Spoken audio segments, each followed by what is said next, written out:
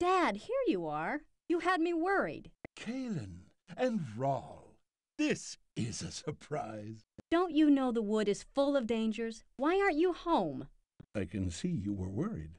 Kaelyn, your dad's a tough old sparrowhawk. Believe it or not, I can take care of myself.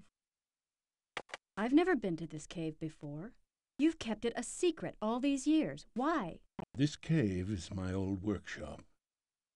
I never expected to be here again.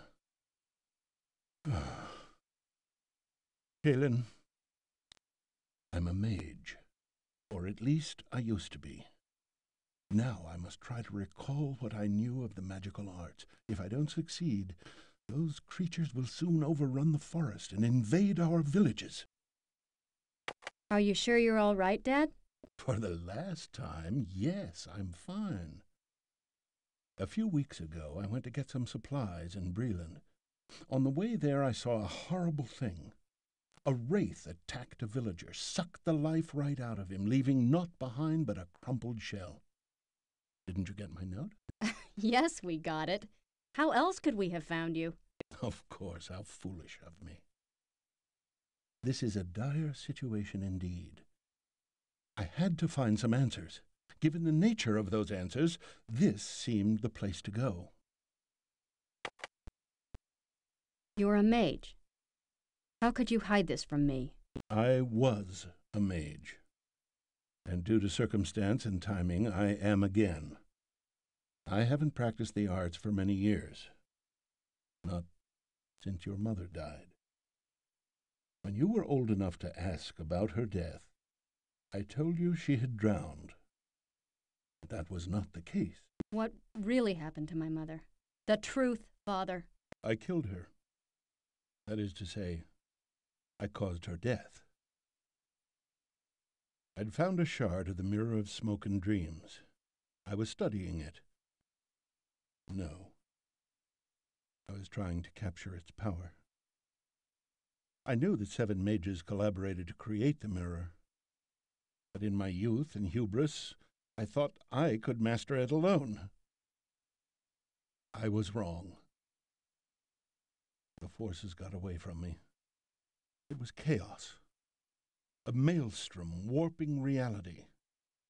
Safe in the eye of the storm, I struggled to unravel the magic before it unraveled me. Finally, the weave fell apart. In the sudden silence, I heard a broken whimper. Your mother. She'd come in to bring me lunch. The maelstrom caught her and broke her like a ship dashed upon the rock. But she was alive? Yes. You see around you the magic's effect on my workshop. Your mother was subject to the same forces. Her mind was twisted as cruelly as her body, except for brief, horrible moments of clarity. For 3 days and nights I tried to undo my terrible mistake. On the morning of the 4th day, your mother ceased her raving. For just a moment, she looked at me with recognition, and unbelievably with love. I could not prolong her agony. I fed her some calderleaf, and she died in my arms. On that day I renounced magic. Kaelyn, my pride and arrogance cost me our most precious treasure. Please forgive me. A mage. My father. All this time I never knew. And you never would have known but for the current threat. What are these spectral creatures? Wraiths. Ethereal entities that feed on souls. Mature wraiths collect souls to feed their offspring. The wraiths in our wood seem to be youngsters, capable of feeding on the souls directly. I don't know why they've come through to our world from Etheria, nor how they managed to stay alive for more than a few hours. Etheria is another dimension that intersects our own at specific fracture lines.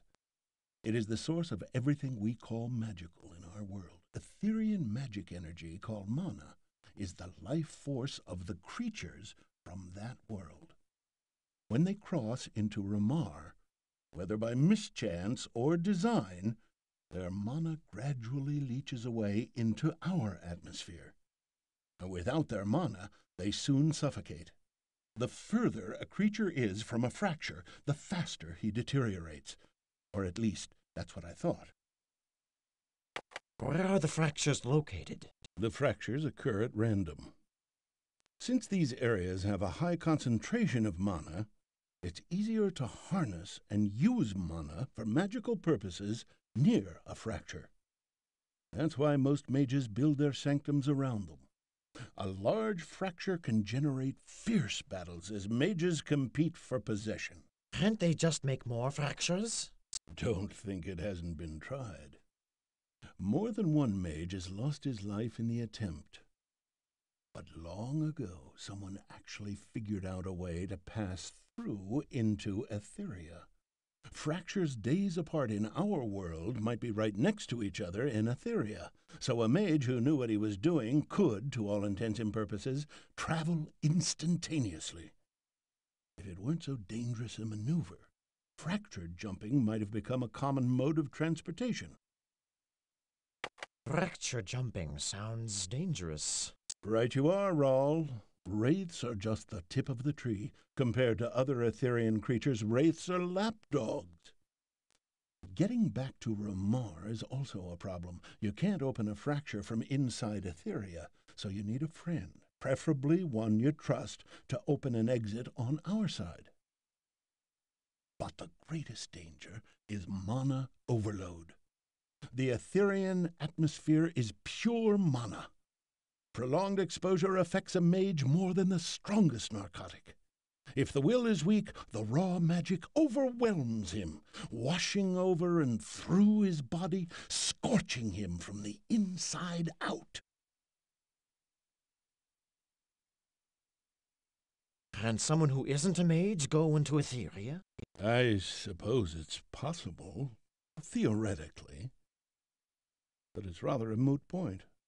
Ethereal travel has been outlawed for centuries, and the necessary knowledge long lost. The risks were just too great. What is mana? Mana is to Etheria what air is to our world. It permeates that dimension and enables life. The mana that passes into our world acts as a catalyst by which mages manipulate the forces in our reality. The higher the concentration of mana, the easier to shape these forces to our will. But this power is not without danger. Mana works on a mage like wine. It's all too easy to lose control, and when the magic you're shaping gets out of hand, the consequences are unpredictable and quite often disastrous. As well I know. How can we protect ourselves from the wraiths? That is what I blew the dust from my books to find out. At first I thought the wraiths would die within days from lack of mana. But somehow these creatures are shielded, so that their mana doesn't dissipate into our atmosphere. Without our intervention, they could devastate the entire region. Tell us what we can do. I've been working day and night trying to devise something to defeat the wraiths.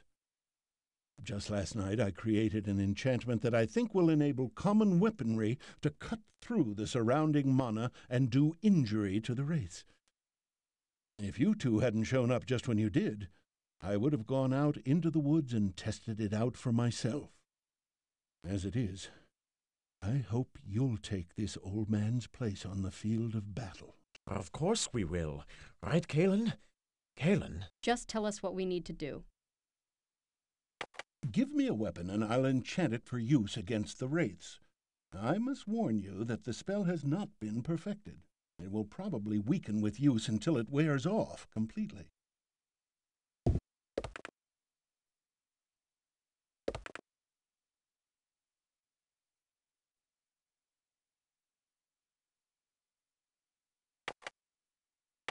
I wish I could guarantee your victory against the Wraith. You have courage to go out and fight the unknown. Would that I had the youth and strength to accompany you. Kaelyn, have you not a word of farewell for your father? Goodbye.